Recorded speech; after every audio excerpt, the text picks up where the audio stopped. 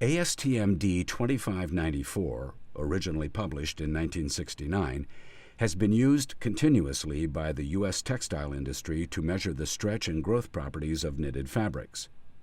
This method is intended for two apparel types: comfort stretch, loose fitting, and form fitting, excluding fabrics for girdles or other high support items. This standard test method requires that 5 specimens from each fabric direction, length and width, be tested. The specimen dimensions are 15.5 by 5 inches. The wale direction specimens will be marked and cut so that the long dimension of the template is parallel to the length direction of the fabric. Similarly, the coarse direction specimens are marked and cut with the long dimension parallel to the width direction of the fabric.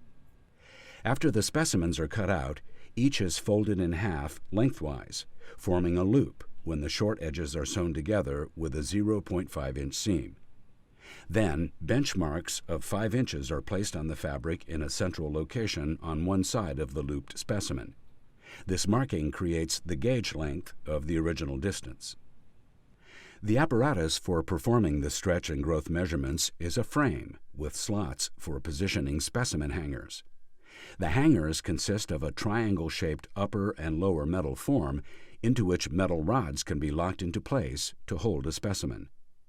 For the stretch measurement, a metal rod is inserted through the looped specimen and secured into the metal hanger form. The specimen is then placed onto the stretch frame, after which another rod and hanger assembly is inserted into the specimen loop. With the hanger assembly positioned so that the sewn seam is at the top of a rod, secure the hanger in the slot on the upper end of the frame. A ruler, graduated to read percent, is attached to the center of the upper middle benchmark. Then, attach a tensiometer to the lower hanger assembly and pull the indicator cycle between 0 and 5 pounds force, comfort stretch, 4 times, for a cycle of 4 to 6 seconds. The 5th time, pull the tensiometer to the 5-pound force level and hold for 5 to 10 seconds. Then measure to the nearest 1%. If preferred, a ruler graduated in 1 millimeter increments can be used, but the percent stretch will need to be calculated from the exact distances recorded. If semi-form-fitting fabric was being tested, the tensiometer would be cycled and read at 10 pounds force. 2 length, wale, and 2 width, coarse direction specimens are needed for stretch testing. For growth testing, 3 specimens in each fabric direction are used. A different lower hanger assembly is used for growth testing. The triangle-shaped metal form has a beaded chain that will allow the looped specimen to be locked in an extended position for a fixed period of time. The specimen loop with the sewn seam is placed in the upper hanger assembly. Insert the ruler in the middle of the top benchmark.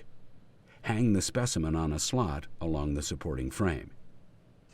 Insert the lower hanger assembly and extend the specimen to the 15% stretch point for the length, wale direction specimen, and secure the extension distance by pulling the beaded chain into a lower slot on the frame. For the width direction, coarse specimens, the specimen is extended to the 30% point distance. Load all of the wale and coarse direction specimens for a sample sequentially. After 2 hours, the chain assembly is released and removed from a specimen.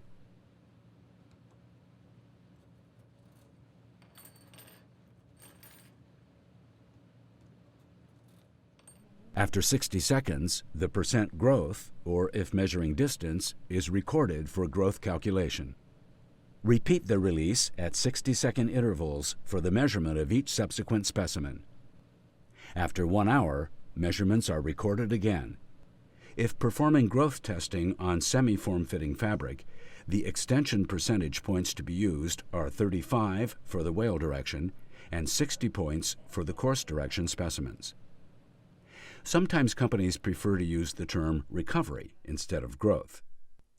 The terms growth and recovery are mathematical reciprocals. That is, 3% growth would be the same as 97% recovery based on the same percentage of stretch.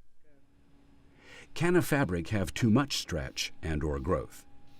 This question can be somewhat difficult to answer, as each knitted fabric construction with or without stretch yarn and different fiber contents may have different percentages of stretch, as performed by ASTM D2594. Fabric processing and garment washing processing can affect the amount of stretch a fabric exhibits. But the significant impact of repeated force that exceeds the fabric's functional stretch capacity will influence the fabric's growth to a point where the fabric will bag, or growth is so great that the garment will not return to a satisfactory distance. We sometimes see this happen on garments at the knee of pants, the elbows of sleeves, loose neckbands, and the seat of pants. So the answer is the one we never like to hear. It depends. For brands and their manufacturing and sourcing partners, stretch and growth properties are managed through engineering the fabric to establish performance specifications. This is sometimes influenced by consumer complaints and returns.